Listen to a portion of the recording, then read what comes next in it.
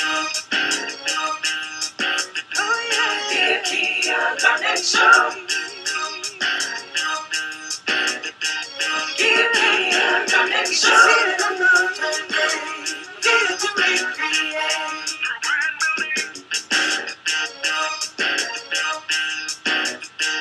The Akia Garnett Show. Inspire and empower you. Giving you the tools to build your brand.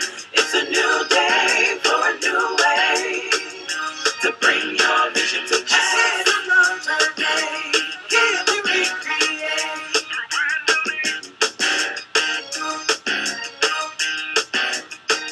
The Akia Garnett Show. Teaching strategies that you need.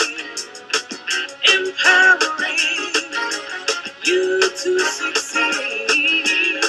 She has a plan to help build your brand. Oh yeah. If you wanna go far, she'll take you from where you are. She's here to motivate, here to recreate. The Akia Garnett Show. Inspiration, motivation. The Akia Garnett Show. Recreation, reformation. The Akia Garnett Show. Dedication, expectation. The Akia Garnett Show. Hello, hello, hello. This is Akia Garnett, and you are listening to the Akia Garnett Show. Welcome. I hope you're having a great day so far. I certainly am, and I hope your day gets better after you've heard this wonderful conversation that I'm going to have with none other than Rain Pryor. Let me tell you a little bit about Rain Pryor. Hopefully, I'll be able to tell you some things and get out of the way so we can hear what she has to say. Rain is the director, producer, actor, stand-up comedian, educator, activist, dynamic speaker, and she's a mother of a young lady by the name of Lotus. Rain has led a successful season from 2012 through 2013 as artistic director of the Strand Theater Company in Baltimore, Maryland. The Strand actually saw a surplus while Rain was there, and it had not seen that type of surplus in its last 5 years, and so they can attribute that success to the support and the hard work of Rain Pryor. She's also received critical acclaim as a director before heading off to New York City to perform her award-winning solo show, Fried Chicken and Latkes, at the Actors Temple Theater. Rain is a headlining stand-up in her own right. She has headlined in New York City, in Connecticut, in Arizona, in so many other cities and states and towns. I can't name them all. You name it, she's been there, she's done it. And she's featured for such guests as Josh Spear, Craig Shoemaker, Miki Cuccielli, and Mark Unger. Rain is not, I repeat, she is not your drop it like it's hot kind of comic. No, sir. No, ma'am. You're not going to get that from her. But what you will get from her is her own ability to fill her own shoes, where stand-up is concerned, that is. She's not trying to be her own iconic father, Richard Pryor.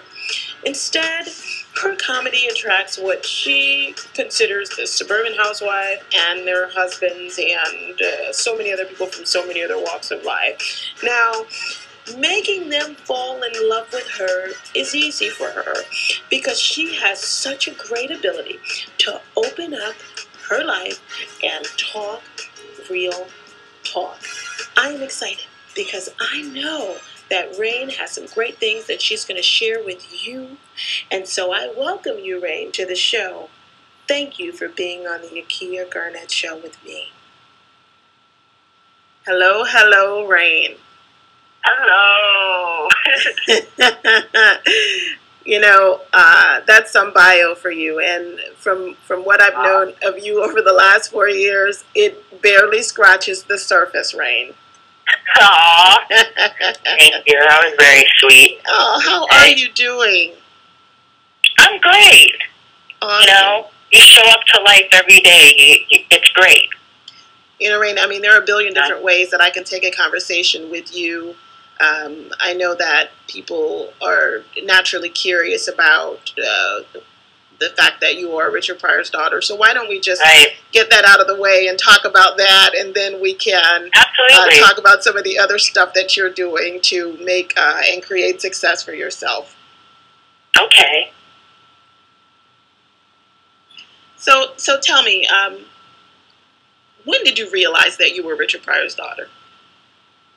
You know, I think I always kind of knew. I just didn't know he was who he was to everybody else. Mm-hmm. Like, I knew, you know, it's like you go to his house, and I talk about it in my book, Jokes. My father never taught me life, love, and lots with Richard Pryor, that, you know, I remember seeing him at 5 years old, and there were people all around, but it's like I looked like him. I was him. I was a part of who he was. So I already knew that this man was special because he was surrounded by lots of people. Mm-hmm. I just didn't realize, like, oh, he was this huge, elaborate star. Yeah. And, you know, even driving around at the time, it was the 70s, so, like, driving around in limousines and going to premieres, it just felt like playing dress up. Yeah. I still didn't get it. Okay. Even being with him on set, I still didn't get it. I just knew this is my dad and this is what he did, if that made sense. Yeah. And I don't think it was, you know, it wasn't until I got a little bit older, probably in high school, that I started to realize, oh, my dad is a celebrity. My dad is really well known, because you would find out things. You would, oh, Dad got married, and you didn't know about it, but you would find it. You would read it before he told you about it.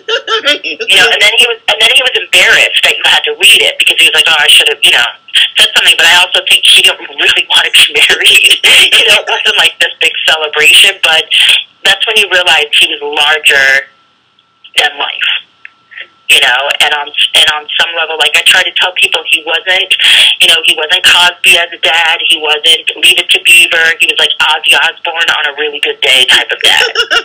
And, you know, but for me, he was a father, period. He had, you know, growing up, there was 3 of us at the time before the other 3 children came along. So there was me, Elizabeth, who's my older sister, and then our eldest brother, Richard Pryor Jr., and the 3 of us grew up together. We spent vacations with the daddy. We went, you know, it was summer, it was winter, it was wherever he wanted to take us. We went. We went to France with him. We went to London with him. You know, he was a hands-on dad. He was very strict as a dad. You know, his private life was his life. It was like that was where, I guess, he cut loose, and he, you know, made his messes and his trouble. But as a dad, when he was present and available, he was very much 100% any way a father at the age of, you know, 20 years old would be. You know, I remember when Daddy was at the height of his fame, he must have been in his 30s. You know, and I think people forget that. Like, he wasn't an old dad. Yeah. You know, this was a young father who was at the height of his fame, you know, and it's like, if you look at someone, it's like if Justin Bieber had a kid at 19. Yeah. You know, it's like, of course, they're going to be into what they're into, and you know, that's what came along with the ride. Wow. If that makes any sense. No, it makes sense. You know, but he was. Mm-hmm. He was a dynamic human being that was so incredibly creative and artistic.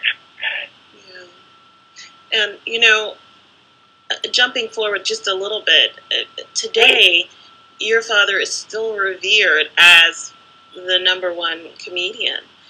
How does that make you feel now, knowing that he is a legend, and so many study his style, they study his work, and they only wish to be able to do even a fraction of what he's been able to do with making people laugh and touching the hearts of people? Right. You know, I think, one, I'm honored that he's #1. I mean, I think he had a voice that no one else had. You know, it's like, for his genre of comedian, you already had Bill Cosby, who was doing his storytelling and talking about family values, and his audience was a certain kind of audience, you know. And my dad started off wanting to be like a Bill Cosby and the Jack Benny type of comedians, and then, you know, he switched his own voice and his own truth when he just sort of opened himself up in this for the times. Like, if you think about the times he was coming up, it was the late 60s.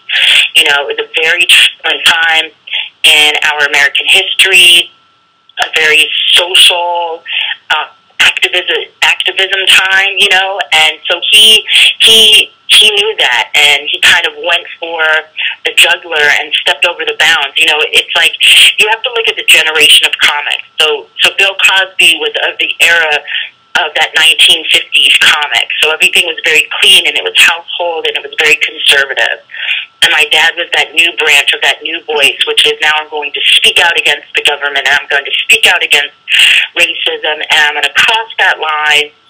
And what's interesting about my dad, unlike even the comics today, is my dad branched out to everyone. You would go to his concert, and you would see blacks, and you would see whites, and you would see everybody at one of my dad's shows. Unlike today, where it's very segregated, comedy has gone backwards. You know, you have your black comedy, you have your Latino comedy, you have, you know, your irreverent, politically incorrect comedy, you have your political humor, and it's so separate than the way that it was. And many people have this idea of Richard Pryor being this, you know, and he was a black comedian, but he was speaking about a culture. He wasn't speaking about a ghetto, if that makes any sense. Sure, it does. You know what I mean? He was speaking about a very political time in our history as it related to the way he grew up and what was being said, as opposed to the comics today that are doing it's a whole different type of comedy that they're doing, although they try at times to be Richard Pryor or, you know, or even the guys who came after my dad, like, you know, your Eddie Murphys and your Kevin Hart. But my dad was so, it was so politically charged, and it had a voice to it that doesn't exist today. And I think that's what makes, you know, someone a legend, and that's what makes someone iconic, is when they can take us on a journey of self-reflection. Yeah. And that's what he did. I mean, he was definitely cutting edge in terms of his content and the way that he would present some of the most, I think, thought-provoking challenges and questions to the world. But, of course, he made it funny. He poked fun at it, you know, satirical, if you will. But he was really making some serious points regarding society. And I think he turned, you know, a lot of the tides in that way, you know, for people where they say, hey, I don't just have to get up and, you know, slap my knee and, you know, just fall on the ground and be a buffoon. I can actually make some points here. I have a soapbox, if you will, and I can really get my philosophy. Language back then too, like, you know, a lot of people will comment on his language. A lot of conservatives, you know, you can comment on the language that he used, but the language that he used wasn't in place of the humor. It was punctuation to that humor. It was definitely the way people were speaking back then to one another. Yeah. So his irreverent, you know, use, like, whether or not it was, you know, the N-word, whether or not it was, you know, the F-word or whatever, it really had a punctuation to it. It wasn't about shock and awe. Yeah. As it was a definite comment on the way people spoke during that time. You know, my mom... That makes any kind of sense. My mom, she was, you know, this was the generation, of course, with the albums and so forth, and she had all these albums, and one of them, you know, had the famous piece with Mudfoot. And I remember as a little girl, I would just sit there, and I shouldn't have been. She certainly didn't approve of me listening to Mudfoot, but I couldn't help it. It was so funny. And, you know, my question to you was, you know, how did he act at home? And was he funny when you all were together, or was he more subtle? And how was his personality? No, if you will? He was both. Like, you know, as a dad, we had fun. You know, we were surrounded by music. My dad loved, like, there were pianos and bongo drums and guitars, and, you know, we were always surrounded by music, and we would raid his closet and wear his clothes, and we would create together, and then it would be serious time, you know. It would be, you have to act this way and be that way. And that's how it was. You know, that's how Daddy approached who he was and what he was. Mm-hmm. Wow. And I know that just from following you and being connected to you over these years, that you also, not just in reference to carrying the torch for Black history and the impact that your father has made, but you've also talked a lot about your Jewish heritage. Yes. Can we talk just a little about that? Yeah. Great. You know, I grew up, you know, so I grew up with my mom, and my mom was my mom was what they consider a European Jewish woman, although she was very much an activist. So she wasn't part of, I would say, she was sort of like the black sheep of the Jewish community at the time. Because, again, you have to look at the era in which I was raised. You know, there weren't kids like me Jewish. It wasn't acceptable. It wasn't allowed. And so my culture, the way that I grew into learning about my Jewish heritage and culture, really came from my grandmother and my grandfather, my mom's parents. You know, and it came with learning the traditions at breakfast time, at dinner time on the Jewish holiday. You know, and it was that created the essence of part of a culture of who I am. You know, and believe it or not, it was my mother, and then later on my great grandmother, who taught me a lot about my African American part of who I am and the history and the diaspora aspects of that. And later on, as I grew into an adult woman and now, you know, almost 45 years of age, my belief system still carries, you know, the truth for me of my ancestral history. Yeah. And I definitely want to talk about your ancestral history and your tapping into the ancestors in just a second. But my question for you is, when did you feel that you were a comedian, or that you had a gift that you wanted to share with the world in terms of making people laugh? I still don't consider myself a comedian. I don't have that voice. I don't consider myself that one bit. What I am is I'm someone who tells stories and people laugh at me. I'm still very much not comfortable in those shoes, believe it or not, because I'm different. I'm always going to be different. I'm not going to be Richard Pryor doing stand-up. I'm going to be Rain Pryor, and Rain Pryor is a performer and an entertainer. I sing, I dance, I act, I tell stories, I do characters, I impersonate. That is what I do. And from that, you know, yeah, there's a humor and there's an element of stand-up, but I'm neither really political, and I bring social awareness to it, but we're in such a huge politically correct time that the truth of a lot of what I want to say, we're not ready for it. Right. You know, and I'm still going to be me. I'm still going to be me and do stand-up the way that Rain does it. Yeah. You know, because I'm finding my audience now. Like, people actually come to see me, which is incredible. Where it's like, it's really hard to do what you do and make a stand, but you're showing up at places where people don't really know who you are. You know, and so it's almost like you're trying to fit into what they think you should be, if that makes any sense. Yeah. You know, and that's what makes the world of stand-up so so subjective to who's watching. You know, because people who come to my show may go to someone else's show and not like their show, and those who go to their show may come to my show and be like, well, she wasn't as funny as so-and-so, and it's like, I'm not doing, because, like I said in the bio that you read, I'm not a drop-it-like-it's-hot comic. Yeah.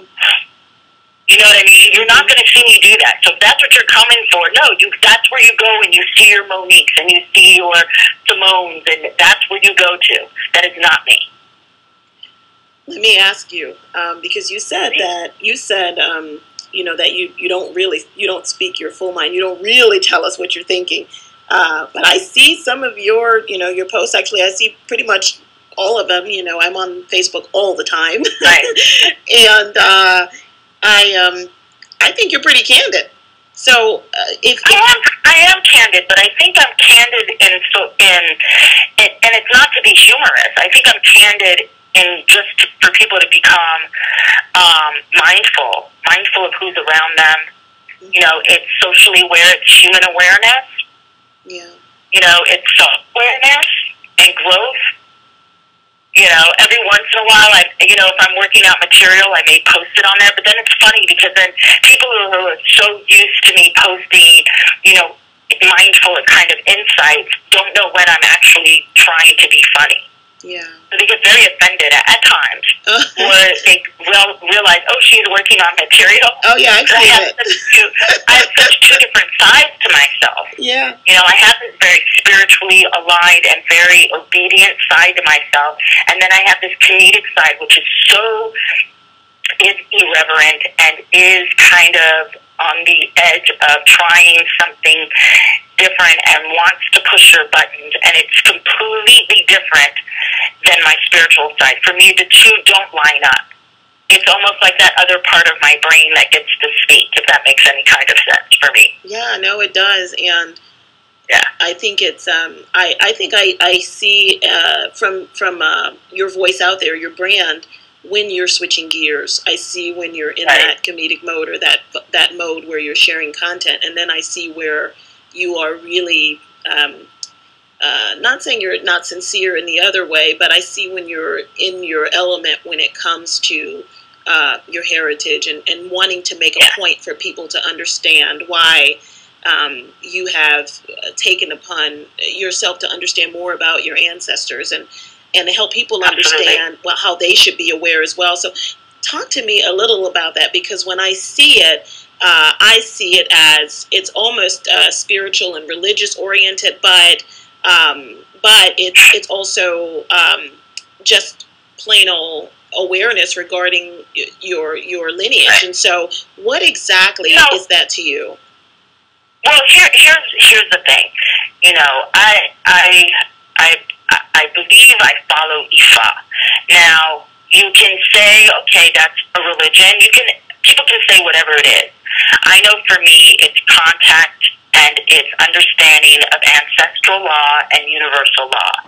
I know for me, in the way that I practice or my belief system, part of what I'm supposed to do with myself and my destiny, they call it Ori, my destiny, is, and this is just for me, I don't know who anybody else's is, for me, I am not allowed to obstruct or to deviate anyone else from their destiny. If anything, I'm supposed to lead you and help you towards your destiny. And through that, you have your set of ancestors, I have my set of ancestors together, we have one set of ancestors. You'll find them everywhere, they're with us all the time. You can call it energy, you can call it what you want. For me, I call it my ancestors. I have a respect for our elders like nobody's business. And that includes an elder if they live across the street. That includes the elder I see at the stopwalk. That includes the elder next to me. I have reverence for those who have walked before me in this path. To recognize without them, I would not be where I'm at today. And it is my responsibility, especially for myself and my destiny, that I honor my father.